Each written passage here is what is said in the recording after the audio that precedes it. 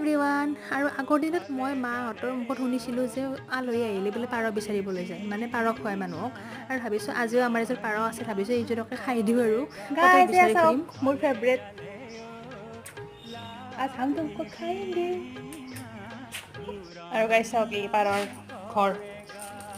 পাৰৰ ঘৰ বনাইছে গাইছ কি কম আৰু মই ইয়াত মানে খেল নাই আমাৰ খেতি নাই না সেইকাৰণে ধুনীয়াখন বিচনা বনাই এখন দিছে বিছনা পাৰি আছোঁ। আৰু ইয়াৰ পাৰটোক ঘৰ চৰ বনাই দি আমি গোটেইকেইটা পাকঘৰত আহি গ'লোঁ এজলে মই চাটনি কৰিম আৰু বায়ে বনাইছে মাংস আৰু মায়ে পাৰটো বাছি দিলে কাৰণ পাৰ মাংস বনালে বহুত কষ্ট হয় মানে বাচোঁতে ধুৱতে এইবিলাক বহুত টাইম যায় আৰু ইয়াৰ গোটেইকেইটাই মিলি পাকঘৰত লেকচাৰ মাৰি বনাই আছোঁ বস্তুবিলাক আৰু এনেকৈ বনালে সোনকালেও হয়